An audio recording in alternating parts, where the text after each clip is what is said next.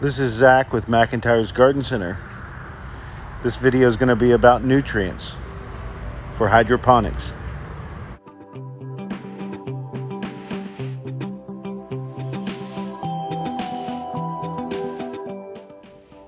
Hi, this is Zach. Today's video is going to be about selecting hydroponic nutrients, flushing your system out, and when to transition from vegetative growth, a nutrient, to flowering nutrient.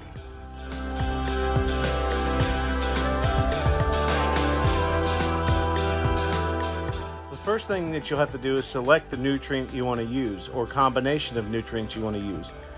I look for good, clean ingredients. I don't like a lot of colors added to look a certain way. That's a personal preference. So most of them are 3-part, but they're also 2 parts. And then you'll be micronutrient supplements as well, and then macronutrients. On top of that, then you can have beneficial bacteria and cultures that you can add to your nutrient, and that's to help with the uptake of nutrient in your system.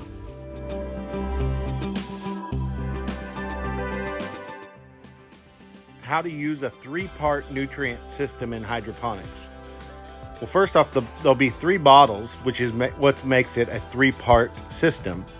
One will be for vegetative growth, usually green.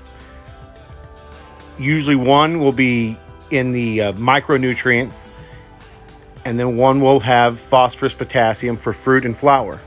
So you will start your grow with mostly the nitrogen. Then you will have a little bit of micronutrients and a little bit of the phosphorus for the blooming. You will slowly wean as the plant develops into its vegetative cycle out of heavy on the nitrogen and more into the phosphorus, slowly weaning it a little bit off of the nitrogen.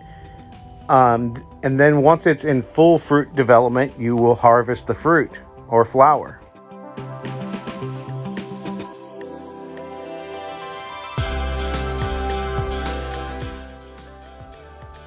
So a 2-part fertilization or system in hydroponics is basically 2 bottles, and they both have micro and macro nutrients in them, as well as nitrogen, phosphorus, potassium.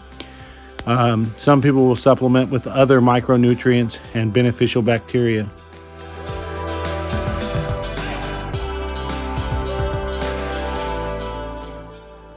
When it is cold out, or if you live in a cold area, you want to make sure that you heat your reservoir water so that it stays a consistent temperature. Usually 76, 72 is the lowest I would run it.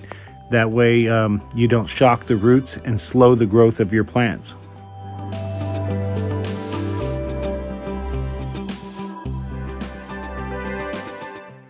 With hydroponic nutrients, it's always best to be conservative rather than put too much.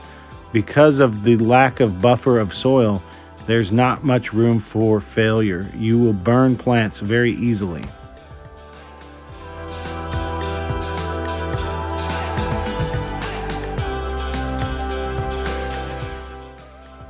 After you get your nutrient solution mixed up, you must balance the pH with a pH up or down and test the solution until you reach about a 6.5, maybe a little less, but nothing over 7 in the pH scale. This is so you don't damage roots and you get the fastest growth and fastest uptake of nutrients.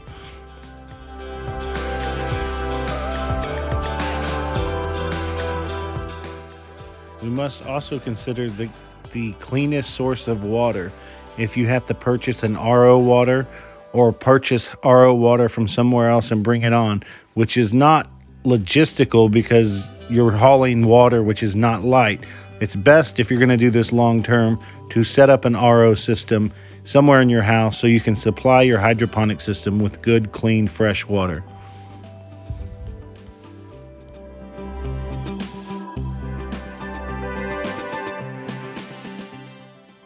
This should get you on your way to mixing a nice solution that won't harm your crops and growing a nice crop all the way to the finish. For some crops, you do not need to feed too much phosphorus and potassium. Thanks for watching. Like, comment, subscribe, and have a great day.